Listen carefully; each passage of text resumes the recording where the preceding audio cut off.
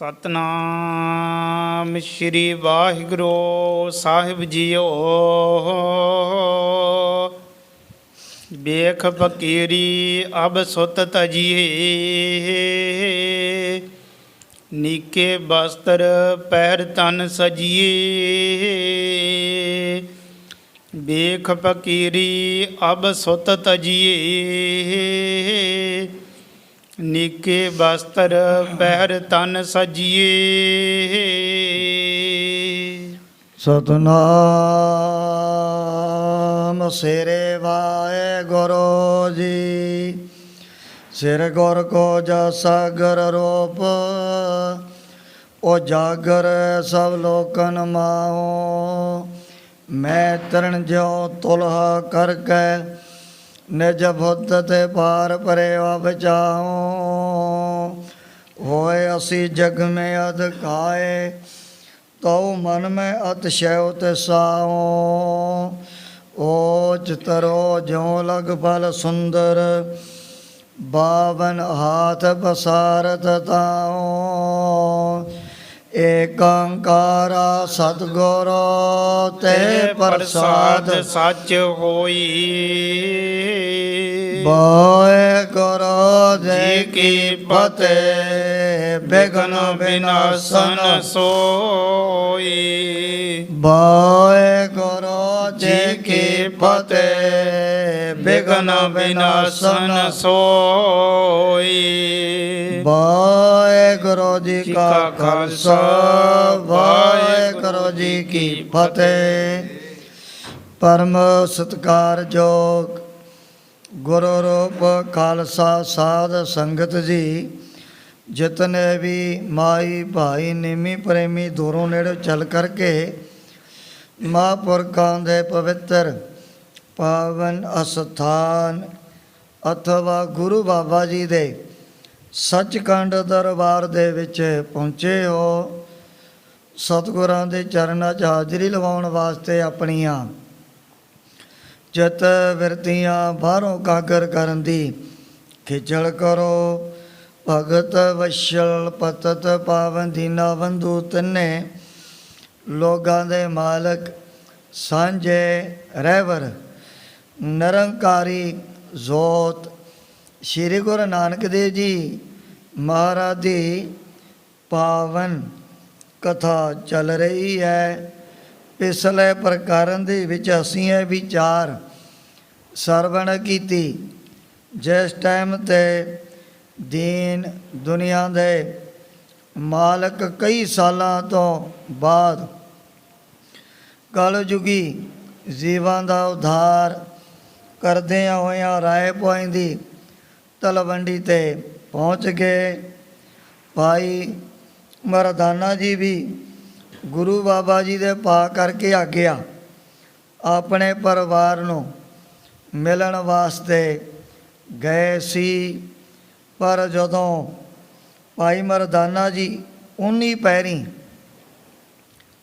ਥੋੜ੍ਹੇ ਟਾਈਮ ਦੇ ਅੰਦਰ ਅੰਦਰ ਵਾਪਸ ਮੁੜ ਪਏ ਗੁਰੂ ਬਾਬਾ ਜੀ ਦੇ ਪਾਸ ਜਾਣ ਦੇ ਲਈ, ਅਚਾਨਕ ਮਾਤਾ ਤ੍ਰਿਪਤਾ ਜੀ ਦੀ ਨਿਗਾਹ ਪੈ ਗਈ ਵੀ ਆਓ ਭਾਈ ਮਰਦਾਨਾ ਆ ਰਿਹਾ ਸਾਡੇ ਪਿੰਡ ਦਾ, ਡੋਮ ਹੈ, ਮਰਾਸੀ ਹੈ।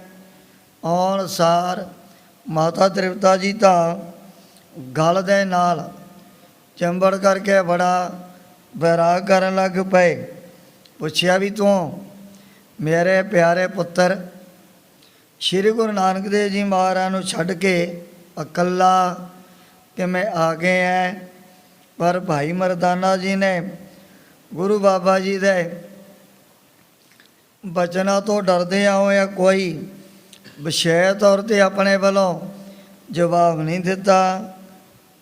ਚੁੱਪ ਚੁਪੀਤਿਆਂ ਅੱਗੇ ਨੂੰ ਤੁਰ ਪਏ। ਦੇ ਕਰਕੇ ਮਾਤਾ ਤ੍ਰਿਪਤਾ ਜੀ ਨੇ ਮਨ ਦੇ ਵਿੱਚ ਅਨੁਮਾਨ ਲਗਾ ਲਿਆ ਵੀ ਮੇਰਾ ਪਿਆਰਾ ਲਾਲ ਬਾਹਰ ਕਿਸੇ ਕਾਂਤ ਜਗ੍ਹਾ 'ਤੇ ਜ਼ਰੂਰ ਬੈਠਾ ਹੋਏਗਾ। ਅਤੇ ਭਾਈ ਮਰਦਾਨਾ ਜੀ ਗੁਰੂ ਬਾਬਾ ਜੀ ਤੋਂ ਡਰਦਿਆਂ ਹੋਇਆ ਮੈਨੂੰ ਚੰਗੀ ਤਰ੍ਹਾਂ ਨਹੀਂ ਦੱਸਦੇ। ਮਾਤਾ ਤ੍ਰਿਪਤਾ ਜੀ ਵੀ ਪਿੱਛੇ ਹੀ ਤੁਰ ਪਏ। ਜਦੋਂ ਚੱਲਦੇ ਆ ਭਾਈ ਬਾਲਾ ਜੀ ਦੇ ਪਿਤਾ ਜੀ ਭਾਈ ਚੰਦਰਪਾਲ, ਉਹਨਾਂ ਦੇ ਖੂਹ ਦੇ ਉੱਪਰ ਮਹਾਰਾਜ ਨੇ ਆਪਣਾ ਆਸਣ ਵਿਛਾਇਆ ਹੋਇਆ ਹੈ। ਜਾ ਕਰਕੇ ਮਾਤਾ ਤ੍ਰਿਪਤਾ ਜੀ ਨੇ ਤਾਂ ਫਿਰ ਸਤਿਗੁਰੂ ਜੀ ਨੂੰ ਘੁੱਟ ਕਰਕੇ ਆਪਣੀ ਬੁੱਕਲ ਦੇ ਵਿੱਚ ਲੈ ਲਿਆ ਹੈ।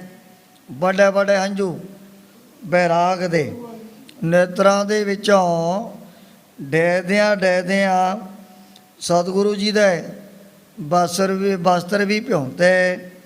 ਇਤਨੇ ਟਾਈਮ ਨੂੰ ਬਾਬਾ ਕਲਿਆਣ ਚੰਦ ਜੀ ਨੂੰ ਵੀ ਖਬਰ ਮਿਲੀ ਵੀ ਸ੍ਰੀ ਗੁਰੂ ਨਾਨਕ ਦੇਵ ਜੀ ਮਹਾਰਾਜ ਬਾਹਰ ਇਕਾਂਤ ਜਗ੍ਹਾ ਦੇ ਵਿੱਚ ਬੈਠੇ ਹੋਏ ਹਨ। ਇਹਨਾਂ ਨੇ ਵੀ ਉਸੇ ਵਕਤ ਘੋੜੀ 'ਤੇ ਹੋ ਕਰਕੇ ਸਵਾਰ ਉਸ ਦਿਸ਼ਾ ਦੇ ਵੱਲ ਚੱਲ ਪਏ ਸਨ।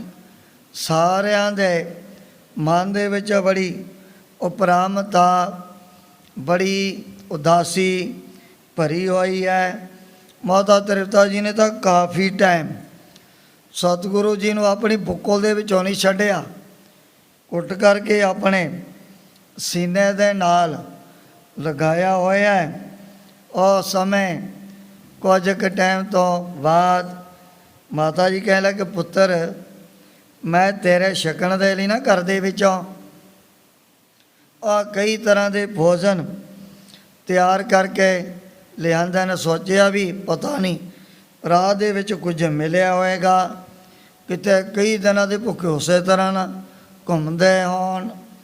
ਪਰ ਉਸ ਸਮੇਂ ਸਤਿਗੁਰੂ ਜੀ ਨੇ ਰੱਬੀ ਬਾਣੀ ਦੇ ਸ਼ਬਦਾਂ ਦੁਆਰਾ ਆਪਣੇ ਵੱਲੋਂ ਜਵਾਬ ਦਿੱਤਾ ਵੀ ਅਸੀਂ ਤਾਂ ਵਾਹਿਗੁਰੂ ਦਾ ਜਿਹੜਾ ਨਾਮ ਬ੍ਰਹਮ ਗਿਆਨੀ ਕੈ ਭੋਜਨ ਗਿਆਨ, ਐਸਾ ਇੱਕ ਪਰਮਾਤਮਾ ਦੇ ਨਾਮ ਦਾ ਭੋਜਨ ਛਕ ਕੇ ਸਦਾ ਦੇ ਲਈ ਤ੍ਰਿਪਤ ਹੋ ਗਏ ਹਾਂ।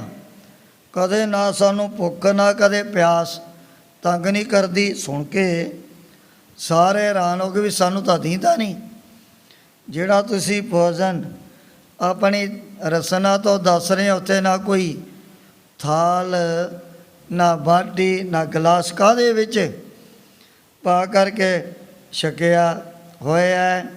ਉਸ ਸਮੇਂ ਸਤਿਗੁਰੂ ਜੀ ਨੇ ਐਸੇ ਜਿਹੜੇ ਪ੍ਰਵਚਨ ਸਭ ਰਸ ਮਿੱਠੇ ਮੰਨੇ ਹੈ, ਸੁਣੇ ਹੈ, ਸਾ ਲਾਉਣੇ ਵੀ ਜਿਹੜਾ ਪ੍ਰਭੂ ਦਾ ਨਾਮ ਕੰਨਾਂ ਦੇ ਨਾਲ ਸੁਣਦੇ ਰਹਿੰਦੇ ਹਾਂ ਤਾਂ ਹਰ ਬਾਤ ਸੁਣਿਆ ਸਾ ਲਾਉਣੇ। ਇਹ ਅਸੀਂ ਜਿਹਨੂੰ ਆਪਾਂ ਕਰਾਰੇ ਜਾਂ ਫਿਰ ਤੁਰਸੇ ਜੇ ਭੋਜਨ ਕਹਿ ਦਿੰਦੇ, ਇਹ ਛਕੇ ਹੋਏ ਨੇ। ਅਸੀਂ ਸੁਣਿਆ ਸਾ ਲਾਉਣੇ ਸਭ ਰਸ ਮਿੱਠੇ ਮੰਨੇ ਹੈ। ਜਿਹੜਾ ਪਰਮਾਤਮਾ ਦਾ ਨਾਮ ਮਨ ਕਰਕੇ ਹਿਰਦੇ ਦੇ ਵਿੱਚ ਵਸਾਇਆ, ਸਭ ਰਸ ਮਿੱਠੇ ਮੰਨੇ ਹੈ। ਸੁਣਿਆ ਸਾ ਲਾਉਣੇ, ਜੋ ਵਾਹਿਗੁਰੂ ਦੇ ਨਾਮ ਨੂੰ ਮਨ ਕਰਕੇ ਵਸਾ ਲਿਆ ਹਿਰਦੇ 'ਚ। ਇਹ ਅਸੀਂ ਜਿਹੜੇ ਹੁੰਦੇ ਨੇ ਮਿੱਠੇ ਭੋਜਨ, ਖੀਰ ਹੋਇਆ, ਕੜਾਹ ਹੋਈ, ਲੱਡੂ, ਜਲੇਬੀਆਂ, ਬਰਫੀਆਂ ਕਹਿ ਲਓ, ਇਹ ਸਾਰੇ ਮਿੱਠੇ ਭੋਜਨ ਦੇ ਵਿੱਚ ਇਹਨਾਂ ਦੀ ਜਿਹੜੀ ਗਿਣਤੀ ਆ ਜਾਂਦੀ ਹੈ। ਪਰ ਉਸ ਸਮੇਂ ਪਰਿਵਾਰ ਦੇਖਦਾ ਵੀ ਗੁਰੂ ਬਾਬਾ ਜੀ ਨੇ ਕੈਸੇ ਆ ਭਗਵੇਂ ਬਸਤਰ ਸਾਧੂਆਂ ਫਕੀਰਾਂ ਵਾਲੇ ਸਰੀਰ ਦੇ ਉੱਪਰ ਧਾਰਨ ਕੀਤੇ ਹਨ। ਬੜਾ ਜ਼ੋਰ ਲਾਇਆ। ਮਾਤਾ ਜੀ ਨੇ ਵੀ ਆਪਣੇ ਘਰ ਦੇ ਵਿੱਚ ਵਿਧਾਤਾ ਨੇ ਕਿਸੇ ਵਸਤੂ ਦੀ ਕਮੀ ਤਾਂ ਛੱਡੀ ਨਹੀਂ। ਤੂੰ ਘਰ ਚੱਲ, ਉੱਥੇ ਅਸੀਂ ਤੈਨੂੰ ਇਹੋ ਜਿਹੀਆਂ ਰਾਜਿਆਂ ਮਹਾਰਾਜਿਆਂ ਦੇ ਸਮਾਨ, ਬੜੀਆਂ ਮਹਿੰਗੀਆਂ ਪੁਸ਼ਾਕਾਂ ਸਲਾਹ ਕਰਕੇ ਤਿਆਰ ਕਰਵਾ ਦੇਣੀਆਂ ਹਨ। ਬਾਬਾ ਕਲਿਆਣ ਚੰਦ ਜੀ ਉਹ ਵੀ ਵਾਰ-ਵਾਰ ਇਸ ਗੱਲ 'ਤੇ ਬੜਾ ਜ਼ੋਰ ਦੇਣ ਲੱਗ ਪਏ ਵੀ ਕਿਵੇਂ ਨਾ ਕਿਵੇਂ ਅਸੀਂ ਗੁਰੂ ਨਾਨਕ ਦੇਵ ਜੀ ਮਹਾਰਾਜ ਨੂੰ ਆਪਣੇ ਘਰ ਦੇ ਵਿੱਚ ਲੈ ਕਰਕੇ ਜਾਈਏ। ਜਦੋਂ ਘਰ ਦੇ ਵਿੱਚ ਕੁਝ ਰੋਜ਼ ਇਹਨਾਂ ਨੇ ਬਤੀਤ ਕਰਨੇ ਹਨ, ਸਾਡੇ ਮਨ ਦੇ ਵਿੱਚ ਵੀ ਸ਼ਾਂਤੀ ਚੈਨ ਪੈਦਾ ਹੋ ਜਾਣੀ ਹੈ। ਪਰ ਉਸ ਟਾਈਮ 'ਤੇ ਸ਼੍ਰੀ ਗੁਰੂ ਨਾਨਕ ਦੇਵ ਜੀ ਮਹਾਰਾਜ ਨੇ ਆਪਣੀ ਮਾਤਾ ਤ੍ਰਿਪਤਾ ਜੀ ਦੇ ਪ੍ਰਵਚਨਾਂ ਦਾ ਜਵਾਬ ਦਿੰਦਿਆਂ ਹੋਇਆ ਜਿਹੜਾ ਇਸ ਸ਼ਬਦ ਦਾ ਦੂਜਾ ਪਦ ਉਚਾਰਨ ਕੀਤਾ, ਇਤਿਆਦਕ ਪ੍ਰਸੰਗ ਪਿੱਛੇ ਆਇਆ।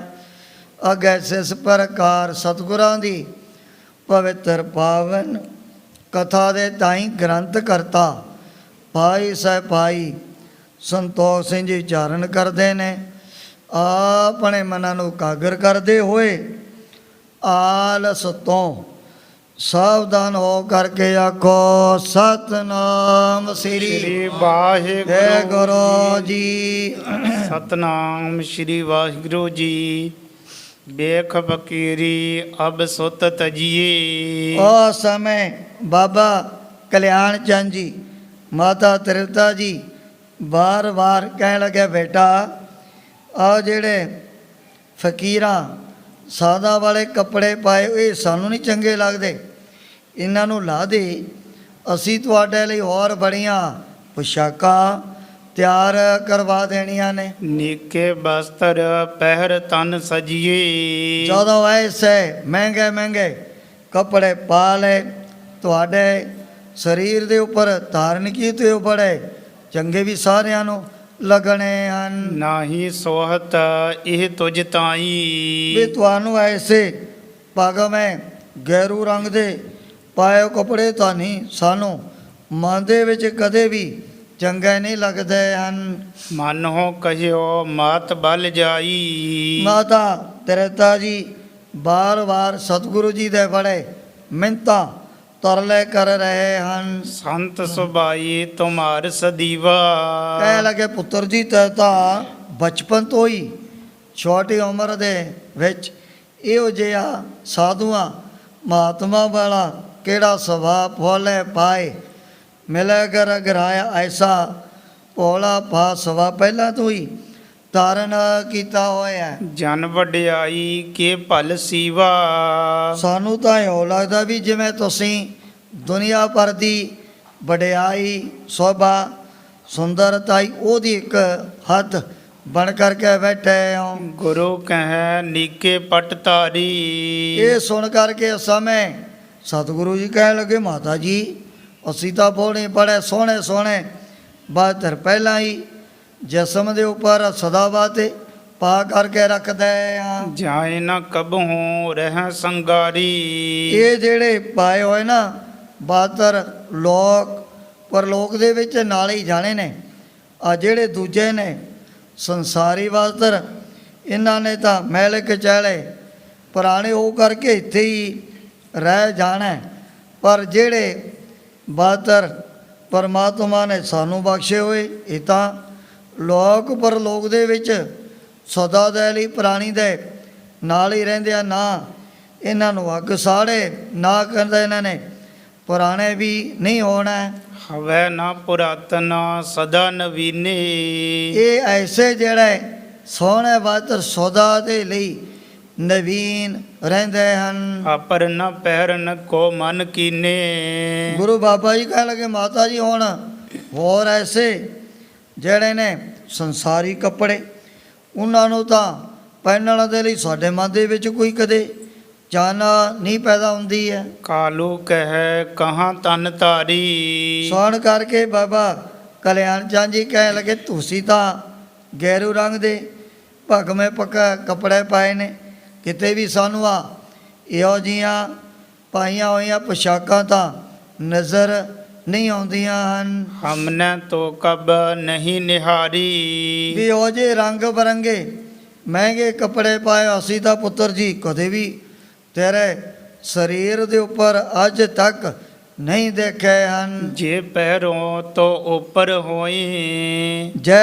ਪਾਏ ਹੋਣ ਫਿਰ ਸਾਨੂੰ ਵੀ ਉਹ ਬਸਤਰ ਕੱਪੜੇ ਸਾਹਮਣੇ ਦਿਸਣੇ ਚਾਹੀਦੇ ਨੇ ਨਾ ਇਹਨਾਂ ਅੱਖਾਂ ਦੇ ਨਾਲ। ਜਿਨਹ ਬਿਲੋਕ ਲੀਏ ਸਭ ਕੋਈ, ਜਿਨ੍ਹਾਂ ਵਸਤਰਾਂ ਨੂੰ ਕੱਪੜਿਆਂ ਨੂੰ ਸਾਰੀ ਆਪਣੇ ਨੇਤਰਾਂ ਦੇ ਨਾਲ ਸਾਹਮਣੇ ਦੇਖ ਵੀ ਸਕਦੇ ਹਨ। ਗਿਰਾ ਪਿਤਾ ਕੀ ਸੁਨ ਗੁਣ ਐਨਾ, ਗੁਣਾਂ ਦੇ ਘਰ ਸਤਿਗੁਰੂ ਜੀ ਨੇ ਜਦੋਂ ਐਸੇ ਬਚਨ ਆਪਣੇ ਪਿਤਾ ਜੀ ਦੇ ਕੋਲੋਂ ਕੰਨਾਂ ਦੇ ਨਾਲ ਸੁਣੇ, ਸਮਝਾਵਨ ਹਿਤ ਉਚਰੇ ਬੈਨਾ, ਉਸ ਸਮੇਂ ਮਾਤਾ ਤ੍ਰਿਪਤਾ, ਮਾਤਾ ਬਾਬਾ ਕਲਿਆਣ ਚੰਦ ਜੀ ਇਹਨਾਂ ਨੂੰ ਸਮਝਾਉਣ ਦੇ ਲਈ ਸਤਿਗੁਰੂ ਜੀ ਨੇ ਫਿਰ ਐਸੇ ਬਚਨ ਉਚਾਰਨ ਕੀਤੇ। ਪਹਿਰਨ ਕੀ ਸਭ ਰੀਤ ਵੀ ਬਤਾਈ, ਜਿਹੜੇ ਅਸੀਂ ਅੰਤਰੀਵ ਤੌਰ ਤੇ ਵਸਤਰ ਪਾਏ ਹੋਏ ਨੇ ਨਾ ਸਦਾ ਦੇ ਲਈ, ਉਹਨਾਂ ਦੇ ਬਾਰੇ ਮਹਾਰਾਜ ਨੇ ਦੱਸਣਾ ਕੀਤਾ ਹੈ। ਜਿਹ ਕਰ ਮਨੋਜ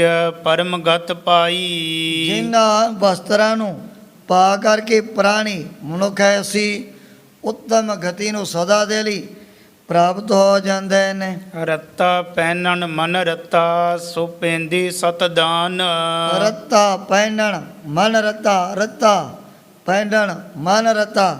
ਉਸ ਸਮੇਂ ਸਤਿਗੁਰੂ ਜੀ ਕਹਿਣ ਲੱਗੇ, ਐ ਪਿਤਾ ਜੀ ਵੀ ਜਿਹੜਾ ਸਾਡਾ ਚੰਚਲ ਮਨ ਅੱਠੇ ਪੈਰ ਦਿਨ ਰਾਤੇ ਪ੍ਰਭੂ ਦੇ ਨਾਮ ਦੇ ਵਿੱਚ ਹੀ ਰੰਗਿਆ ਰਹਿੰਦਾ ਨਾ, ਰੱਤਾ ਪਹਿਨਣ ਮਨ ਰੱਤਾ, ਇਹ ਅਸੀਂ ਆਪਣੇ ਸਰੀਰ ਤੇ ਲਾਲ ਰੰਗ ਦੀ ਪੋਸ਼ਾਕ ਪਾਈ ਹੋਈ ਹੈ। ਸੋ ਪੈਂਦੀ ਸਤਦਾਨ, ਸਪੈਦੀ ਸਤਦਾਨ, ਜੋ ਸਤ ਕੀ ਹੈ ਆਤਮਾ, ਦਾਨ ਦਾ ਮੈਨ ਉਹਨੂੰ ਜਾਣਨਾ, ਵੀ ਜਿਹੜਾ ਅਸੀਂ ਉਸ ਸਤ ਚਿੱਤ ਆਤਮਾ ਦਾ ਦਾਨ ਗਿਆਨ ਪ੍ਰਾਪਤ ਕੀਤਾ ਹੈ, ਮਾਨੋ ਹੈ ਸਪੈਦੀ, ਇਹ ਅਸੀਂ ਆਪਣੇ ਸਰੀਰ ਤੇ ਚਿੱਟੇ ਰੰਗ ਦੀ ਪੋਸ਼ਾਕ ਪਾਉਂਦੇ ਹਾਂ ਸਦਾ ਵਾਸਤੇ। ਨੀਲੀ ਸਿਆਹੀ ਕਦਾ ਕਰਨੀ, ਨੀਲੀ ਸਿਆਹੀ ਕਦਾ ਕਰਨੀ, ਜੋ ਮਨ ਦੇ ਵਿੱਚੋਂ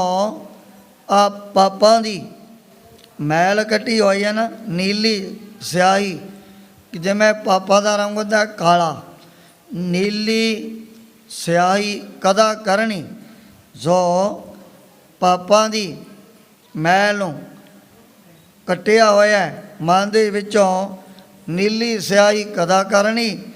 ਇਹ ਅਸੀਂ ਨੀਲੇ ਰੰਗ ਦੇ ਵਸਤਰ ਧਾਰਨ ਕੀਤੇ ਉਹਨੇ ਸਰੀਰ ਦੇ ਉੱਪਰ। ਪਹਿਰਨ ਪੈਰ ਧਿਆਨ, ਪੈਰਨ ਪੈਰ ਧਿਆਨ, ਪੈਰ ਭਾਵ ਪ੍ਰਭੂ ਦੇ ਚਰਨਾਂ ਦਾ ਜਿਹੜਾ ਧਿਆਨ ਚਿੱਤ ਦੇ ਵਿੱਚ ਵਸਾਇਆ ਹੋਇਆ ਨਾ ਸਦਾ ਦੇ ਲਈ, ਚਾਹ ਤਾਂ ਜ਼ਿੰਦਗੀ ਦੇ ਲਈ। ਪੈਰਨ ਪੈਰ ਧਿਆਨ, ਪੈਰਨ ਕਹਿੰਦੇ ਨੇ ਬੜਾ ਲੰਮੇ ਆਕਾਰ ਦਾ ਜਿਹੜਾ ਹੁੰਦਾ ਹੈ, ਚੋਗਾ ਵੀ ਕਹਿੰਦੇ ਨੇ, ਚੋਲਾ ਵੀ ਕਹਿ ਦਿੰਦੇ ਨੇ। ਪੈਰਨ ਪੈਰ ਧਿਆਨ, ਇਹ ਅਸੀਂ ਸਰੀਰ ਦੇ ਉੱਪਰ ਜਿਵੇਂ ਹੁੰਦੀ ਹੈ ਉਹ ਰਾਜੇ ਮਹਾਰਾਜਿਆਂ ਦੀ ਪੋਸ਼ਾਕ ਥੱਲੇ ਤੱਕ, ਸਤਿਗੁਰੂ ਜੀ ਕਹਿ ਲੱਗੇ ਮਾਤਾ ਜੀ ਪੈਰਨ ਪੈਰ ਧਿਆਨ, ਪਰਮਾਤਮਾ ਦੇ ਚਰਨਾਂ ਦਾ ਜਿਹੜਾ ਧਿਆਨ ਵਸਾਇਆ ਹੈ, ਇਹ ਅਸੀਂ ਸਰੀਰ ਦੇ ਉੱਪਰ ਬੜਾ ਲੰਮਾ ਐਸਾ ਸੋਹਣਾ ਚੋਗਾ ਧਾਰਨ ਕੀਤਾ ਹੋਇਆ ਹੈ। ਕਮਰ ਬੰਦ ਸੰਤੋਖ ਕਾ, ਕਮਰ ਬੰਦ ਸੰਤੋਖ ਕਾ, ਜਿਹੜਾ ਹਿਰਦੇ ਦੇ ਵਿੱਚ ਵਸਿਆ ਹੋਇਆ ਹੈ, ਸੰਤੋਖ ਦਾ ਬਹੁਤ ਵੱਡਾ ਗੁਣ। ਭਾਵੇਂ ਇਹ ਸੰਤੋਖ ਹਰੇਕ ਦੇ ਮਨ ਦੇ ਵਿੱਚ ਤਾਂ ਕਦੇ ਪੈਦਾ ਨਹੀਂ ਹੁੰਦਾ। ਭੁੱਖਿਆ ਭੁੱਖ ਨਾ ਉਤਰੀ, ਜੇ ਬੰਨਾ ਪਰੀਆਂ ਪਾਰ, ਕਹਿੰਦੇ ਭੁੱਖੇ ਪੁਰਸ਼ਾਂ ਦੀ ਜਿਹੜੀ ਤ੍ਰਿਸ਼ਨਾ ਦੀ ਭੁੱਖ ਹੈ ਨਾ ਕਦੇ ਦੂਰ ਨਹੀਂ ਹੁੰਦੀ। ਭੁੱਖਿਆ ਭੁੱਖ ਨਾ ਉਤਰੀ ਜਨਾ ਜੇ ਬੰਨਾ ਪੁਰੀਆਂ ਪਾਰ, ਭਾਵੇਂ ਉਹਨਾਂ ਨੂੰ ਕੋਈ ਸੱਤੇ ਲੋਕਾਂ ਦੇ ਜਿਹੜੇ ਪਦਾਰਥ ਗਠੜੀ ਦੇ ਵਿੱਚ ਬੰਨ੍ਹ ਕੇ ਅੱਗੇ ਰੱਖਦੇ ਨੇ, ਤਾਂ ਵੀ ਉਹਨਾਂ ਦੀ ਤ੍ਰਿਸ਼ਨਾ ਕਦੇ ਮਨ ਦੇ ਵਿੱਚੋਂ ਦੂਰ ਨਹੀਂ ਹੋਊ। ਇਹ ਰਾਜਦਾ ਕਿਵੇਂ? ਬਿਨਾ ਸੰਤੋਖ ਨਹੀਂ ਕੋ ਰਾਜੈ, ਸੋਪਨ ਮਨੋਰਥ ਬਿਰਥੈ ਸਭ ਕਾਜੈ, ਤ੍ਰਿਸ਼ਨਾ ਬੁਝੈ ਹਰ ਕੈ ਨਾਮ। ਇਹ ਤ੍ਰਿਸ਼ਨਾ ਦੀ ਨਿਵਰਤੀ ਵੀ ਵਾਹਿਗੁਰੂ ਦੇ ਨਾਮ ਦੇ ਨਾਲ ਹੀ ਹੁੰਦੀ ਹੈ। ਬਿਨਾ ਸੰਤੋਖ ਨਹੀਂ ਕੋ ਰਾਜੈ, ਸਹਿਸ ਕਟੈ ਲੱਖ ਕੋੜ ਧਾਵੈ, ਤ੍ਰਿਪਤਨ ਆਵੈ, ਮਾਇਆ ਪਾਛਾ ਪਾਵੈ। 100 ਹੋ ਗਿਆ, 1000 ਦੀ ਤ੍ਰਿਸ਼ਨਾ, 1000 ਜਮ੍ਹਾਂ ਹੋ ਗਿਆ। ਫਿਰ ਸੋਚਣ ਲੱਗ ਜੂ ਵੀ ਲੱਖ ਬਣ ਜੇ ਤਾਂ ਚੰਗਾ ਹੈ। ਪਰ ਉਸ ਸਮੇਂ ਸਤਿਗੁਰੂ ਜੀ ਕਹਿਣ ਲੱਗੇ, ਦੁਬਾਰਾ ਕਮਰ ਬੰਦ ਸੰਤੋਖ ਕਾ, ਕਮਰ ਬੰਦ ਸੰਤੋਖ ਕਾ, ਜਿਹੜਾ ਚਿੱਤ ਦੇ ਵਿੱਚ ਹੈ ਸੰਤੋਖ ਦਾ ਗੁਣ ਧਾਰਨ ਕਰ ਲਿਆ। ਜਥਾ ਲਾਭ ਤਥਾ ਸੰਤੋਸ਼ਟ, ਇਹ ਅਸੀਂ ਲੱਕ ਦੇ ਨਾਲ ਬੰਨਿਆ ਹੋਇਆ ਹੈ। ਕਮਰ ਕਸਾ, ਜਿਸ ਤਰ੍ਹਾਂ ਗੁਰੂ ਕੀਆਂ ਲਾਡਲੀਆਂ ਫੌਜਾਂ ਜਦੋਂ ਬੜੇ ਸੋਹਣੇ ਸੋਹਣੇ ਬਾਣੇ ਪਾਉਂਦੀਆਂ ਨੇ ਗੱਤਕਿਆਂ ਦੇ ਟਾਈਮ 'ਤੇ, ਉਹਨਾਂ ਨੇ ਫਿਰ ਆਪਣੇ ਲੱਕ ਦੇ ਆਲੇ ਦੁਆਲੇ ਇੱਕ ਬਹੁਤ ਵੱਡਾ ਕਮਰ ਕਸਾ ਵੀ ਬੰਨਿਆ ਹੁੰਦਾ ਹੈ। ਇੱਧਰ ਸਤਿਗੁਰੂ ਜੀ ਕਹਿਣ ਲੱਗੇ ਵੀ ਜਿਹੜਾ ਮਨ ਦੇ ਵਿੱਚ ਵਸਾ ਲਿਆ ਨਾ ਸੰਤੋਖ ਦਾ ਗੁਣ, ਇਹ ਅਸੀਂ ਆਪਦੇ ਲੱਕ ਦੇ ਨਾਲ ਐਸਾ ਕਮਰ ਕਸਾ ਸਦਾ ਵਾਸਤੇ ਬਣ ਕਰਕੇ ਰੱਖਦੇ ਹਾਂ। ਧਨ ਜੋਬਨ ਤੇਰਾ ਨਾਮ, ਧਨ ਜੋਵਨ ਤੇਰਾ ਨਾਮ, ਇਹ ਮੇਰੇ ਵਾਹਿਗੁਰੂ ਧਨ ਸਾਡੇ ਲਈ ਤਾਂ ਤੇਰਾ ਨਾਮ ਹੀ ਸੱਚੀ ਦੌਲਤ ਹੈ, ਸੱਚੀ ਪ੍ਰਾਪਰਟੀ ਹੈ। ਹਮਰਾ ਮਨ ਧਨ ਰਾਮ ਕੋ ਨਾਮਾ, ਭਗਤ ਨਾਮਦੇਵ ਜੀ ਨੇ ਵੀ ਐਸੇ ਬਚਨ ਕੀਤੇ ਹੋਏ ਹਨ। ਹਮਰਾ ਮਨ ਧਨ ਰਾਮ ਕੋ ਨਾਮਾ, ਸਾਡੇ ਹਿਰਦੇ ਦੇ ਵਿੱਚ ਕਿਹੜੀ ਮਾਇਆ, ਕਿਹੜਾ ਧਨ ਸਦਾ ਵਾਸਤੇ ਭਰਿਆ ਹੋਇਆ ਨਾ। ਭਾਗ ਠੜੇ ਹਰ ਸੰਤ ਤੁਮਾਰੇ, ਜਨ ਕਰ ਤਨ ਹਰ ਨਾਮਾ, ਪ੍ਰਵਾਨ ਗਣੀ ਸੇਏ ਆਏ, ਸਫਲ ਤਿਨਾ ਕੇ ਕਾਮਾ। ਜਿਨ੍ਹਾਂ ਸਤਿਪੁਰਸ਼ਾਂ ਨੇ ਰੱਬ ਦੇ ਪਿਆਰਿਆਂ ਨੇ ਭਾਗ ਠੜੇ ਹਰ ਸੰਤ ਤੁਮਾਰੇ, ਜਨ ਕਰ ਤਨ ਹਰ ਨਾਮਾ, ਜਿਨ੍ਹਾਂ ਨੇ ਆਪਣੇ ਹਿਰਦੇ ਰੂਪੀ ਘਰ ਦੇ ਵਿੱਚ ਐਸਾ ਇੱਕ ਨਾਮ ਦਾ ਤੋਸ਼ਾ, ਨਾਮ ਦਾ ਖਜ਼ਾਨਾ ਲਵਾ ਲਵ ਕਰਕੇ ਭਰਿਆ ਹੋਇਆ, ਉਹਨਾਂ ਨੂੰ ਸਤਿਗੁਰੂ ਅਰਜਨ ਦੇਵ ਜੀ ਮਹਾਰਾਜ ਨੇ ਕਿਤਨੇ ਵੱਡੇ ਸ਼ਾਹੂਕਾਰ ਅਮੀਰ ਤਨਾੜ ਕਥਨ ਕੀਤਾ। ਉਸ ਸਮੇਂ ਸਤਿਗੁਰੂ ਜੀ ਕਹਿਣ ਲੱਗੇ ਵੀ ਜਿਹੜਾ ਵਾਹਿਗੁਰੂ ਦਾ ਨਾਮ ਸਾਡੇ ਲਈ ਇਹੀ ਸੱਚੀ ਦੌਲਤ ਹੈ। ਦੁਬਾਰਾ ਧਨ ਜੋਬਨ ਤੇਰਾ ਨਾਮ, ਤਨ ਜੋਵਨ ਤੇਰਾ ਨਾਮ, ਤੇ ਜਿਹੜਾ ਵਾਹਿਗੁਰੂ ਦੇ ਨਾਮ ਨੂੰ ਆਪਣੇ ਹਿਰਦੇ ਦੇ ਵਿੱਚ ਵਸਾ ਲਿਆ, ਬਸ ਇਹੀ ਸਾਡੇ ਲਈ ਸੋਹਣੇ ਰੰਗ ਦੀ ਜਵਾਨੀ ਹੈ। ਬਾਬਾ ਹੋਰ ਪਹਿਨਣ ਖੁਸ਼ੀ ਖੁਆਰ, ਉਸ ਸਮੇਂ ਗੁਰੂ ਬਾਬਾ ਜੀ ਕਹਿਣ ਲੱਗੇ, ਪਿਤਾ ਜੀ ਆ ਜਿਹੜੇ ਦੁਨਿਆਵੀ ਬਸਤਰ ਸੰਸਾਰੀ ਪੁਸ਼ਾਕਾਂ ਪਾ ਪਾ ਕਰਕੇ ਹੋਰ ਪਹਿਨਣ ਖੁਸ਼ੀ ਖੁਆਰ, ਖੁਸ਼ੀਆਂ ਕਾਹਦੀਆਂ ਨੇ?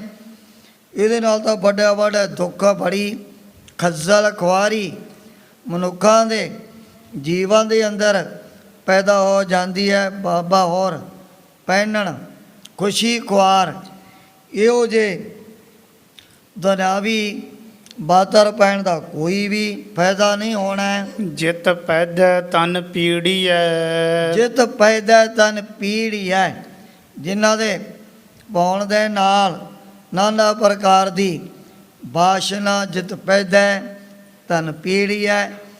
ਆ ਜਿਹੜੀ ਫਿਰ ਵਿਸ਼ੇ ਵਿਕਾਰਾਂ ਦੀ ਪੀੜਾ, ਬੜਾ ਦੁੱਖ ਵੀ ਅੰਦਰ ਪੈਦਾ ਹੋ ਜਾਂਦਾ ਹੈ। ਮਨ ਮਹਿ ਚਲਹਿ ਵਿਕਾਰ ਰਹਾਓ, ਮਨ ਮੈਂ ਚਲੈ ਵਿਕਾਰ, ਨਾਨਾ ਪ੍ਰਕਾਰ ਦੇ ਵਿਸ਼ੇ ਵਿਕਾਰ ਵੀ ਉਹਨਾਂ ਦੇ ਹਿਰਦੇ ਅੰਦਰ ਪੈਦਾ ਹੋਣ ਲੱਗ ਪੈਂਦੇ ਨੇ। ਦੋਹਰਾ ਬਾਵਰ ਬਾਤੈ ਤਿਆਗ ਕੈ, ਕਾਲੂ ਬਹੁਰ ਅਲਾਈ। ਉਹ ਸਮੇਂ ਬਾਬਾ ਕਲਿਆਣ ਚੰਦ ਜੀ ਥੋੜਾ ਜਿਹਾ ਨਾਰਾਜ਼ ਹੋ ਕਰਕੇ ਹੋ ਜਾਏ, ਬਚਨ ਕਹਿਣ ਲੱਗੇ ਵੀ ਸਿਆਣਿਆਂ ਦੇ ਸਮਾਨ ਬਚਨ ਕਰੀਂਦੇ ਨੇ, ਤੁਸੀਂ ਬਸ ਜੋ ਵੀ ਜ਼ੁਬਾਨ 'ਤੇ ਆਉਂਦਾ ਹੈ ਉਹੀ ਗੱਲਾਂ ਬਾਤਾਂ ਕਰੀ ਜਾਂਦੇ ਹੋ, ਸਾਨੂੰ ਤਾਂ ਕੋਈ ਸਮਝ ਹੀ ਨਹੀਂ ਪੈਂਦੀ ਹੈ। ਕਹਿਆ ਮਾਨ ਘਰ ਕੋ ਚੱਲੋ ਫਿਰ ਆਏ ਬਹੁ ਥਾਈ। ਬਾਬਾ ਕਲਿਆਣ ਚੰਦ ਜੀ ਕਹਿਣ ਲੱਗੇ, ਪੁੱਤਰ ਦੇ ਲੋ ਕਿਤਨੇ ਸਾਲ ਤੁਹਾਨੂੰ ਧਰਤੀ ਦੇ ਉੱਪਰ ਭ੍ਰਮਣ ਕਰਦੇ ਹੋਇਆ ਬਤੀਤ ਹੋ ਗਏ ਨਾ। ਚੁੱਪ ਕਰਕੇ ਆਪਣੇ ਘਰ ਦੇ ਵਿੱਚ ਚੱਲੋ, ਉਥੇ ਤੁਹਾਨੂੰ ਸਾਰੇ ਸੁੱਖ ਪਦਾਰਥ ਵੀ, ਸੋਹਣੇ ਸੋਹਣੇ ਵਸਤਰ ਵੀ ਪਹਿਨਣ ਦੇ ਲਈ ਪ੍ਰਾਪਤ ਹੋ ਜਾਣੇ ਨੇ। ਚੌਪਈ ਰਹੋ ਧਾਮ ਕੀਜੈ ਬਿਸ਼ਰਾਮੋ।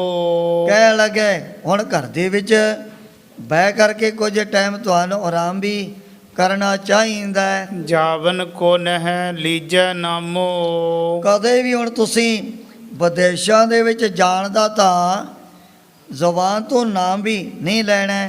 ਬਾਜਨ ਪਰ ਆਰੂੜਤ ਹੋਵੋ। ਅਸੀਂ ਤੁਹਾਡੇ ਚੱਲਣ ਦੇ ਲਈ ਘਰ ਦੇ ਵਿੱਚ ਬਹੁਤ ਸਾਰੀਆਂ ਘੋੜੀਆਂ ਔਰ ਘੋੜੇ ਖਰੀਦ ਕਰਕੇ ਬੰਨ ਦੇਣੇ ਹਨ, ਉਹਨਾਂ ਦੇ ਉੱਪਰ ਸਵਾਰੀ ਕਰਕੇ ਬੜੇ ਸੁੱਖ ਮਾਣ ਸਕਦੇ ਹੋ। ਚਰਨ ਚਲਨ ਸ਼ਰਮ ਸਭ ਹੀ ਖੋਵੋ। ਆ ਜੋ ਤੁਸੀਂ ਨਾ ਇਤਨਾ ਵੱਡਾ ਲੰਮਾ ਸਫ਼ਰ ਤੈਅ ਕਰਦੇ ਆ ਬੜੀ ਥਕਾਵਟ ਧਾਰਨ ਕਰ ਲਈ ਹੈ। ਇਹ ਸਾਰੀ ਜਿਹੜੀ ਸਰੀਰ ਦੀ ਥਕਾਨ ਦੂਰ ਹੋ ਜਾਏਗੀ। ਸੁਨ ਸ਼੍ਰੀ ਨਾਨਕ ਬੈਨ ਉਚਾਰੀ। ਉਹ ਸਮੇਂ ਗੁਰੂ ਬਾਬਾ ਜੀ ਨੇ ਆਪਣੇ ਆਪ ਜੀ ਦੇ ਪਿਤਾ ਦੇ ਸੁਣ ਕੇ ਵਚਨ, ਇਹ ਸ਼ਬਦ ਆ ਜਿਹੜਾ ਤੀਸਰਾ ਪਦ ਉਚਾਰਨ ਕੀਤਾ ਹੈ। ਇਹ ਬਾਜਨ ਨਹਿ ਕਾਜ ਹਮਾਰੀ। ਕਹਿ ਲੱਗੀ, ਪਿਤਾ ਜੀ ਆ ਜਿਹੜੀਆਂ ਘੋੜੇ ਔਰ ਘੋੜਿਆਂ ਦੀਆਂ ਗੱਲਾਂ ਕਰਦੇ ਹੋ, ਇਹ ਤਾਂ ਸਾਡੇ ਕਿਸੇ ਵੀ ਕੰਮ ਨਹੀਂ ਆਉਂਦੀਆਂ ਹਨ। ਸੁੰਦਰ ਸਦਾ ਰਹਿਤ ਜੋ ਸੰਗਾ। ਜਿਹੜੀਆਂ ਇਹੋ ਜਿਹੀਆਂ ਸੋਹਣੀਆਂ ਘੋੜੇ ਔਰ ਘੋੜੀਆਂ ਨਾਲ ਰਹਿਣ ਵਾਲੀਆਂ ਹਨ, ਐਸੋ ਹੈ ਮਮ ਪਾਸ ਤੁਰੰਗਾ। ਇਹੋ ਜਿਹਾ ਬੜਾ ਮਹਿੰਗਾ ਘੋੜਾ ਅਸੀਂ ਆਪਣੇ ਪਾਸ ਰੱਖਿਆ ਹੋਇਆ। ਕਾਲੂ ਕਹਿ ਨਾ ਦੇਤ ਦਿਖਾਈ। ਉਸ ਸਮੇਂ ਬਾਬਾ ਕਲਿਆਣ ਜੀ ਚੰਦ ਜੀ ਕਹਿਣ ਲੱਗੇ, ਪੁੱਤਰ ਇੱਥੇ ਨਾ ਕੋਈ ਘੋੜਾ ਨਾ ਕੋਈ ਘੋੜੀ ਕਿੱਲੇ ਦੇ ਨਾਲ ਬੰਨਿਆ ਹੋਇਆ ਸਾਨੂੰ ਤਾਂ ਦਿਖਦਾ ਨਹੀਂ, ਜਿਹਦੇ ਬਾਰੇ ਤੁਸੀਂ ਆਪਣੇ ਬਚਨ ਕਰਦੇ ਹੋ। ਹਸ ਤੁਰੰਗ ਬਾਂਧਿਓ ਕਿਹ ਥਾਈ। ਇਹੋ ਜਿਹਾ ਮਹਿੰਗਾ ਸੁੰਦਰ ਘੋੜਾ ਦੱਸੋ ਤਾਂ ਸਹੀ ਵੀ ਕਿਸ ਥਾਂ ਤੇ ਤੁਹਾਡਾ ਕਿੱਲੇ ਦੇ ਨਾਲ ਬੰਨਿਆ ਹੋਇਆ। ਸੁਨ ਪਿਤ ਕੇ ਬਚ ਪੰਕਜ ਬਦਨਾ। ਸਤਿਗੁਰੂ ਜੀ ਦਾ ਨੂਰਾਨੀ ਚਿਹਰਾ ਕਮਲ ਦੇ ਫੁੱਲ ਦੇ ਸਮਾਨ ਖਿੜਿਆ ਹੋਇਆ ਹੈ। ਉਸ ਸਮੇਂ ਫਿਰ ਮਹਾਰਾਜ ਨੇ ਆਪਣੇ ਸਤਿਕਾਰਯੋਗ ਪਿਤਾ ਜੀ ਦੇ ਬਚਨਾਂ ਦਾ ਵੀ ਬਸ ਰੱਬੀ ਬਾਣੀ ਦੇ ਸ਼ਬਦਾਂ ਦੁਆਰਾ ਉੱਤਰ ਦਿੱਤਾ ਹੈ। ਤ੍ਰਿਤੀਆ ਸ਼ਬਦ ਪਦ ਕਹਿ ਸੁਖ ਸਦਨਾ। ਸੁੱਖਾਂ ਦੇ ਘਰ ਸਤਿਗੁਰੂ ਜੀ ਨੇ ਤੀਸਰਾ ਪਦ ਇਸ ਸ਼ਬਦ ਦਾ ਆਪਣੇ ਪਿਤਾ ਬਾਬਾ ਕਲਿਆਣ ਚੰਦ ਜੀ ਦੇ ਸਾਹਮਣੇ ਉਚਾਰਨ ਕੀਤਾ ਹੈ। ਘੋੜੇ ਪਾਖਰ ਸੋਇਨੇ ਸਾਖਤ। ਘੋੜੇ ਪਾਖਰ ਸੋਇਨੇ ਸਾਖਤ। ਸਤਿਗੁਰੂ ਜੀ ਕਹਿਣ ਲੱਗੇ, ਪਿਤਾ ਜੀ ਘੋੜੇ ਸਾਡੇ ਉੱਪਰ ਪਾਸ ਦਾ ਧਰਮ ਰੂਪੀ ਹੈਗਾ ਘੋੜਾ, ਜਿਹਦੇ ਉੱਪਰ ਕਰਦੇ ਆ ਸਵਾਰੀ। ਘੋੜੇ ਪਾਖਰ ਕਾਠੀ ਕਿਹੜੀ ਹੈ ਸਾਡੇ ਕੋਲ, ਜੋ ਪਰਮਾਤਮਾ ਦੀ ਪ੍ਰੇਮਾ ਭਗਤੀ ਘੋੜੇ ਪਾਖਰ ਸੋਹਣੇ ਸਾਖਤ। ਇਸੇ ਤਰ੍ਹਾਂ ਸੱਤ ਦੇ ਨਾਲ ਜਿਹੜਾ ਜੁੜਨਾ ਹੈ, ਇਹ ਅਸੀਂ ਉਹਦੇ ਮੂੰਹ ਦੇ ਵਿੱਚ ਬੜੀ ਸੋਹਣੇ ਰੰਗ ਦੀ ਕੰਡਿਆਲੀ ਪਾਈ ਹੋਈ ਹੈ। ਭੋਜਨ ਤੇਰੀ ਵਾਟ।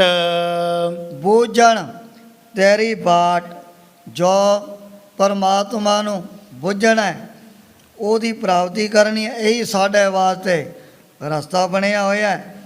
ਆ ਜਿਵੇਂ ਜ਼ੋਦੇ ਸੂਰਮੇ ਇੱਕ ਜਗ੍ਹਾ ਤੋਂ ਦੂਜੀ ਜਗ੍ਹਾ 'ਤੇ ਜਾਣ ਦੇ ਉਹਨਾਂ ਦਾ ਪੈਂਡਾ ਸਫ਼ਰ ਹੁੰਦਾ ਹੈ। ਬੁੱਝਣ ਤੇਰੀ ਬਾਟ, ਜੋ ਪਰਮਾਤਮਾ ਨੂੰ ਬੁੱਝ ਲਿਆ ਉਹਦੀ ਕਰ ਲਈ ਪ੍ਰਾਪਤੀ, ਇਹੀ ਸਾਡੇ ਵਾਸਤੇ ਰਸਤਾ ਬਣਿਆ ਹੋਇਆ ਹੈ। ਤਰਕਸ ਤੀਰ ਕਮਾਨ ਸਾੰਗ ਤਰਕਸ ਜੋ ਸੰਤੋਖ ਬਾਲਾ ਮਨ, ਸੰਤੋਖ ਰੂਪੀ ਗੁਣ ਜਿਹੜਾ ਮਨ ਦੇ ਵਿੱਚ ਵਸ ਗਿਆ, ਇਹ ਸਾਡੇ ਲਈ ਪੱਥਾ ਬਣਿਆ ਹੋਇਆ ਹੈ, ਜਿਹਦੇ ਵਿੱਚ ਪ੍ਰੇਮ ਰੂਪੀ ਤੀਰ ਪਾਏ ਹੋਏ ਹਨ। ਤਰਕਸ ਤੀਰ ਕਮਾਨ ਸਾੰਗ ਇਸੇ ਤਰ੍ਹਾਂ ਜਿਹੜੀ ਇਹੋ ਜੀ ਪੱਕ ਦੁਬਾਰਾ ਪੜ੍ਹ। ਤਰਕਸ ਤੀਰ ਕਮਾਨ ਸਾੰਗ ਕਮਾਨ ਔਰ ਜਿਹੜੀ ਇਹੋ ਜੀ ਧਿਆਨ ਦੀ ਕਮਾਨ ਪਕੜੀ ਹੋਈ ਹੈ, ਔਰ ਪ੍ਰੇਮ ਦੀ ਬਰਸ਼ੀ ਆਪਣੇ ਪਾਸ ਸਦਾ ਵਾਸਤੇ ਰੱਖਦੇ ਹਾਂ। ਤੇਗ ਬੰਦ ਗੁਣ ਧਾਤ ਤੇਗ ਬੰਦ ਗੁਣ ਧਾਤ, ਵੀ ਜਿਹੜੀ ਹੈ ਨਾ ਹੈ ਫੌਲਾਦੀ ਲੋਹੇ ਦੀ ਬੜੀ ਚਮਕਦੀ ਹੋਈ ਕਠੋਰ ਤਲਵਾਰ, ਜੋ ਉਹਨੂੰ ਲੱਕ ਦੇ ਨਾਲ ਬੰਨਿਆ ਹੋਇਆ ਤੇਗ ਬੰਦ ਗੁਣ ਧਾਤ, ਇਹ ਹੈ ਤਲਵਾਰ ਸਾਡੇ ਕੋਲ, ਜਿਹਨੂੰ ਹਰ ਵਕਤ ਪਾਸ ਰੱਖਦੇ ਹਾਂ।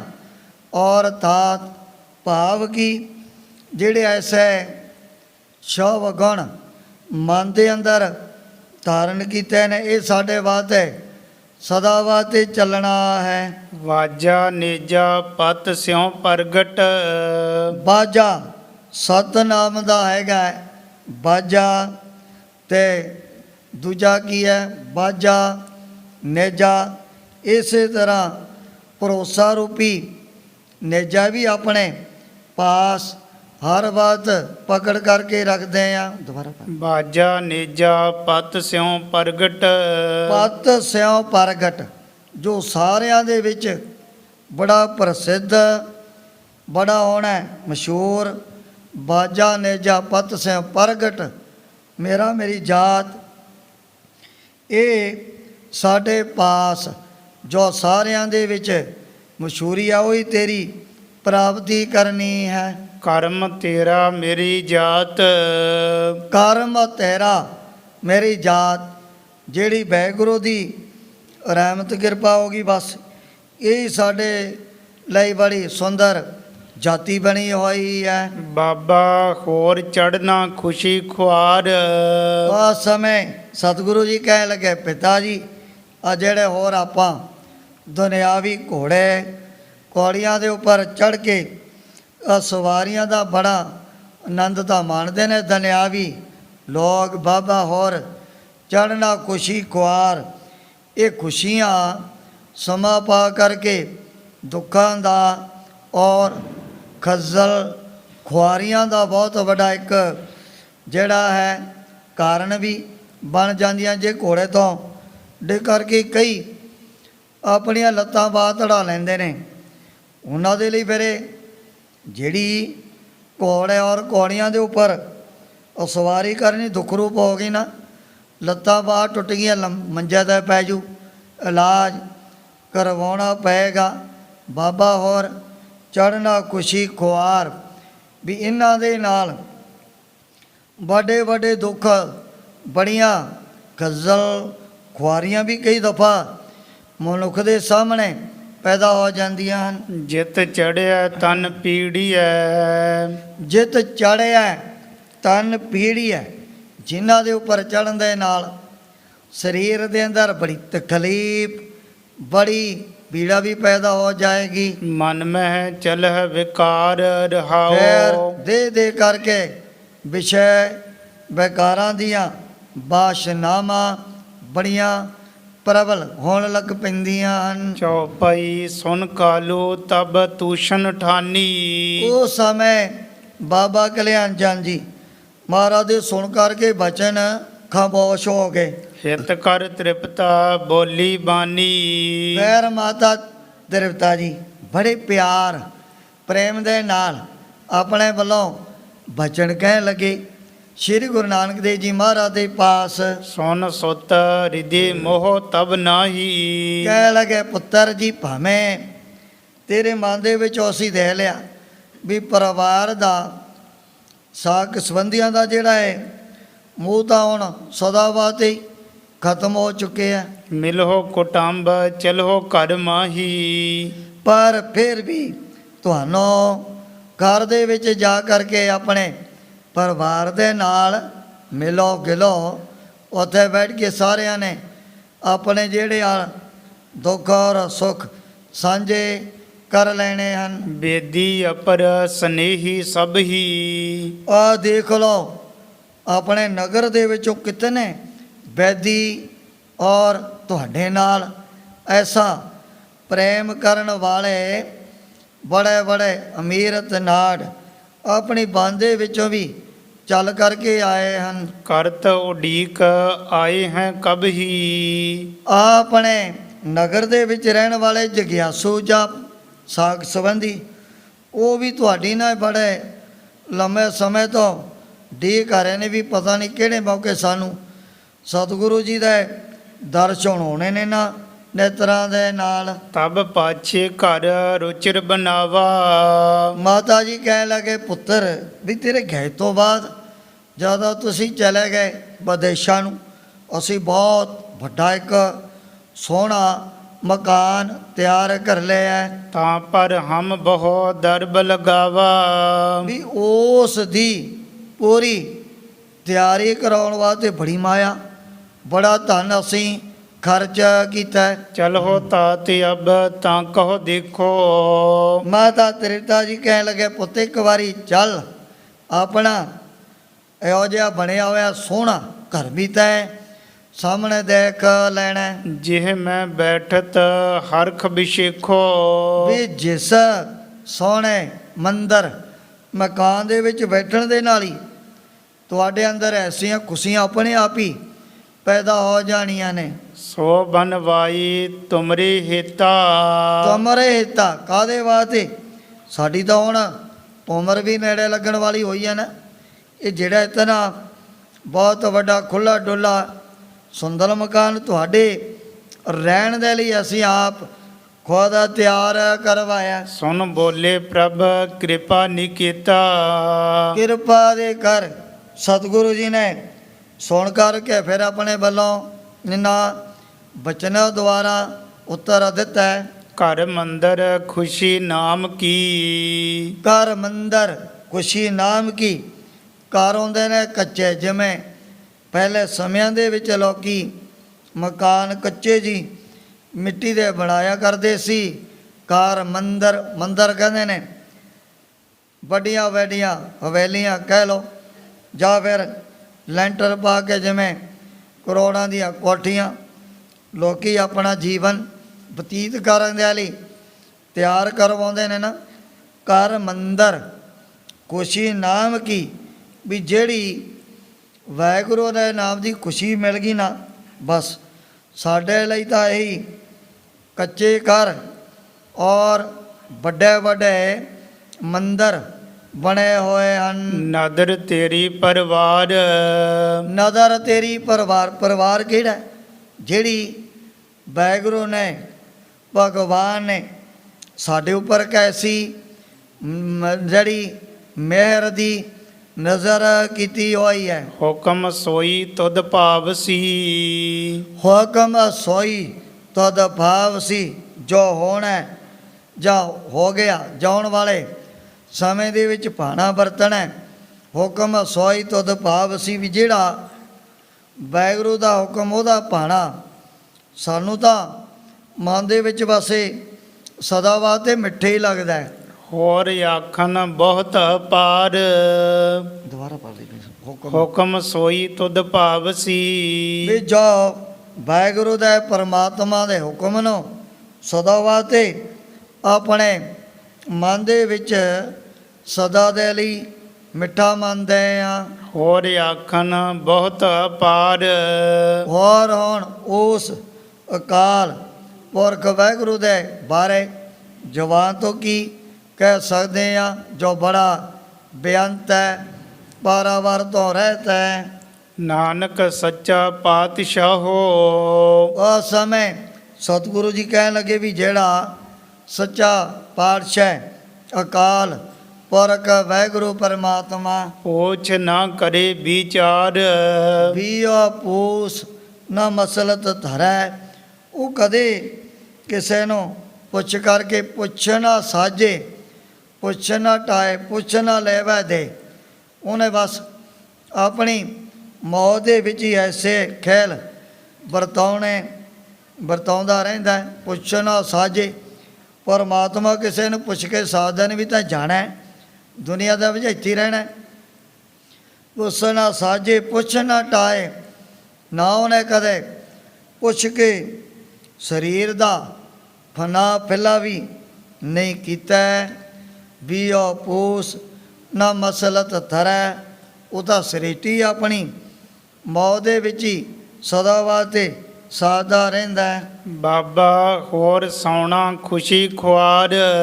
ਬਾਬਾ ਹੋਰ ਸੋਹਣਾ ਖੁਸ਼ੀ ਕੁਆਰੇ ਪਿਤਾ ਜੀ, ਜਿਹੜਾ ਇਹੋ ਜਿਹੇ ਵੱਡੇ ਵੱਡੇ ਮਕਾਨਾਂ ਮੰਦਰਾਂ ਦੇ ਵਿੱਚ ਸੌਂ ਕਰਕੇ ਬੜੇ ਸੁੱਖਾਂ ਦਾ ਮੰਨਣਾ। ਜਿਤ ਸੁੱਤੈ ਤਨ ਪੀੜੀਐ। ਵੀ ਜਿਸ ਦੇ ਸੌਣ ਦੇ ਕਾਰਨ ਬੜੀ ਪੀੜਾ, ਬੜੀ ਤਕਲੀਫ ਜਿਸਮ ਦੇ ਅੰਦਰ ਪੈਦਾ ਹੋ ਜੂ। ਮਨ ਮਹਿ ਚਲਹਿ ਵਿਕਾਰ ਫਿਰ ਰਹਾਓ। ਨਾਨਾ ਪ੍ਰਕਾਰ ਦੇ ਸੁੱਖਾਂ ਪ੍ਰਾਪਤ ਕਰਦੇ ਹੋਏ ਆ। ਚਿੱਤ ਦੇ ਵਿੱਚ ਬੜੇ ਵਿਸ਼ੇ ਵਿਕਾਰ ਵੀ ਪੈਦਾ ਹੋਣ ਲੱਗ ਪੈਂਦੇ ਹਨ। ਦੋਹਰਾ ਸੁਨ ਜਨਨੀ ਮਮ ਬਚਨ ਕੋ ਅਬਲਉ ਹਿਰਦਾ ਉਦਾਸ।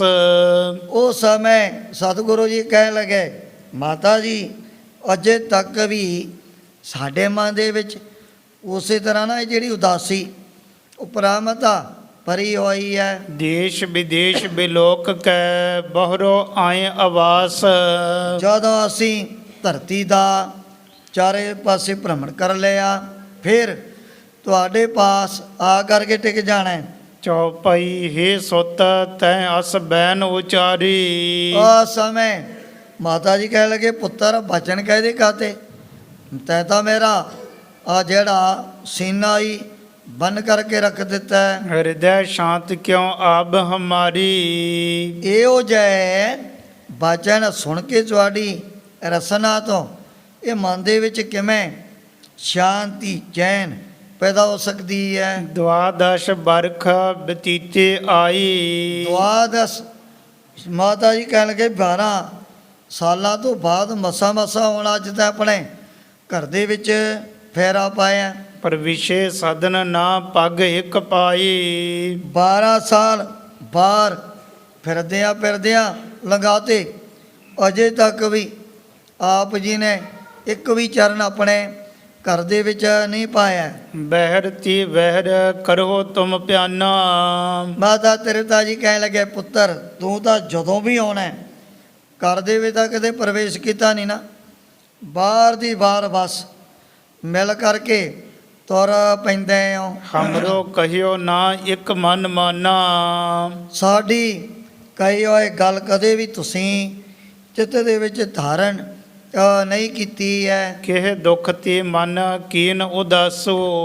ਮਾਤਾ ਤ੍ਰਿਪਤਾ ਜੀ ਬੜੇ ਪਿਆਰ ਦੇ ਵਿੱਚ ਆ ਕੇ ਪੁੱਛਣ ਲੱਗੇ, ਪੁੱਤਰ ਦੱਸਦਾ ਸੀ ਵੀ ਜਿਹੜਾ ਤੇਰਾ ਮਨ, ਤੇਰਾ ਜਿਹੜਾ ਚਿੱਤ ਘਰ ਤੋਂ ਕਾਦੇ ਵਾਸਤੇ ਉਦਾਸ ਹੋ ਗਿਆ। ਜਿਉ ਤੁਮ ਕਹੋ ਕਰੈ ਤਿਮ ਆਸੋ। ਪਰ ਅਸੀਂ ਤਾਂ ਜਿਵੇਂ ਤੂੰ ਕਹੇਗਾ ਨਾ ਉਸੇ ਤਰ੍ਹਾਂ ਹੀ ਮੰਨ ਲੈਣਾ। ਨਿਜ ਇਸਤਰੀ ਕੋ ਜੇ ਦੁਖ ਮਾਨੋ।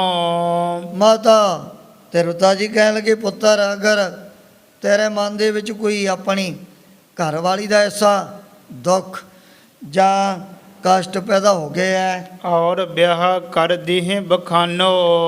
ਜੇ ਤੁਸੀਂ ਕਹੋ ਅਸੀਂ ਫਿਰ ਹੋਰ ਦੂਜੀ ਜਿਹੜੀ ਤੁਹਾਡੀ ਸ਼ਾਦੀ ਕਿਸੇ ਅਮੀਰ ਘਰਾਣੇ ਦੇ ਵਿੱਚ ਕਰ ਦਿਆਂਗੇ। ਸਭ ਕਿਛ ਕਰਮ ਹੈ ਦੀਨ ਵਿਦਾਤਾ। ਪਰਮਾਤਮਾ ਨੇ ਪਹਿਲਾਂ ਹੀ ਸਾਰੇ ਪਦਾਰਥ ਘਰ ਦੇ ਵਿੱਚ ਆਪਾਂ ਨੂੰ ਖੁੱਲ੍ਹੇ ਡੁੱਲੇ ਬਖਸ਼ੇ ਹੋਏ ਹਨ। ਜਿਉ ਤੁਮ ਚਾਹੋ ਕਰਹਿ ਤਿਉ ਤਾਤਾ। ਇਹ ਪੁੱਤਰ ਜੀ ਜਿਵੇਂ ਤੂੰ ਰਾਜੀ ਹੈ, ਅਸੀਂ ਬਸ ਉਸੇ ਤਰ੍ਹਾਂ ਹੀ ਤੇਰਾ ਜਿਹੜਾ ਹੁਕਮ ਮੰਨ ਲੈਣਾ। ਸ਼੍ਰੀ ਨਾਨਕ ਸੁਨ ਬੈਨ ਉਚਾਰੀ। ਜਦੋਂ ਮਾਤਾ ਤ੍ਰਿਪਤਾ ਜੀ ਤੋਂ ਸਤਿਗੁਰੂ ਜੀ ਨੇ ਐਸੇ ਬਚਨ ਸੁਣੇ, ਆਪਣੇ ਅੰਨੋ ਦੇ ਨਾਲ। ਜੋ ਸੰਜੋਗ ਲਿਖਾ ਕਰਤਾਰੀ। ਸਤਿਗੁਰੂ ਜੀ ਕਹਿਣ ਲੱਗੇ ਮਾਤਾ ਜੀ ਜਿਹੜਾ ਸੰਜੋਗ ਅਕਾਲ ਪੁਰਖ ਵਾਹਿਗੁਰੂ ਨੇ ਤਾਂ ਪਹਿਲਾਂ ਹੀ ਤੁਹਾਰਾ ਦਰ ਗਾਉ ਮਸਤਕ ਦੇ ਉੱਪਰ ਲਿਖਿਆ ਹੋਇਆ ਹੈ। ਸੋਈ ਭਲਾ ਨਾ ਚਾਹੋ ਔਰੀ। ਉਹੀ ਸਾਨੂੰ ਪ੍ਰਵਾਨ ਹੈ। ਕਦੇ ਵੀ ਐਸਾ ਖਿਆਲਾਤ ਸਾਡੇ ਮਨ ਦੇ ਵਿੱਚ ਪੈਦਾ ਹੁੰਦੇ ਹੀ ਨਹੀਂ। ਸਤਿਗੁਰੂ ਜੀ ਤਾਂ ਆਪ ਹੀ ਖੁਦ ਨਿਰਗੁਣ ਪਰਮਾਤਮਾ ਦਾ ਸਰੂਪ ਉੱਥੇ ਹੋਣਾ। ਇਹੋ ਜਿਹੀਆਂ ਜਿਹੜੀਆਂ ਹੈ ਦੁਨਿਆਵੀ ਰੰਗ ਰਲੀਆਂ ਦੇ ਸੁੱਖਾਂ ਦੀਆਂ ਬਾਸ਼ਨਾਵਾਂ ਕੈਸੇ ਪੈਦਾ ਹੋ ਸਕਦੀਆਂ ਨੇ। ਸਤਿਗੁਰੂ ਜੀ ਤਾਂ ਆਪ ਹੀ ਸਾਰੀ ਸ੍ਰਿਸ਼ਟੀ ਨੂੰ ਇੱਕ ਫੁਰਨੇ ਦੇ ਨਾਲ ਹੀ ਸਾਜਣ ਵਾਲੇ ਹਨ। ਚਾਬੁਤ ਕਰਕ ਕਰਾ ਕਰ ਤਾਰਾ ਪਰ ਜਾ ਧਰਤ ਤਵ ਦੇ ਉਪਾਰਾ।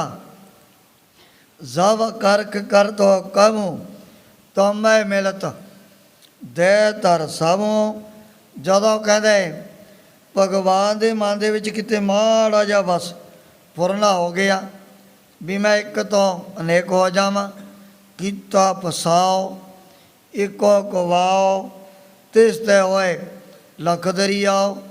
ਉਸੇ ਟਾਈਮ 'ਤੇ ਸਾਰੀ ਜਿਹੜੀ ਸ੍ਰਿਸ਼ਟੀ ਪੈਦਾ ਹੋ ਜਾਂਦੀ ਹੈ। ਜਦੋਂ ਚਾਹੇ ਜਬ ਅਕਰਖ ਕਰ ਤੋ ਕਮੂ ਤੋ ਮੈਂ ਮਿਲਤ ਦੇ ਧਰ ਸਭੋਂ। ਜਦੋਂ ਚਾਹੁੰਦਾ ਹੈ ਚਾਰੇ ਖਾਣੀਆਂ ਦੇ ਵਿੱਚ ਪੈਦਾ ਹੋਣ ਵਾਲੀ ਸ੍ਰਿਸ਼ਟੀ ਉਹਦੇ ਵਿੱਚ ਹੀ ਲੈ ਹੋ ਜਾਂਦੀ ਹੈ।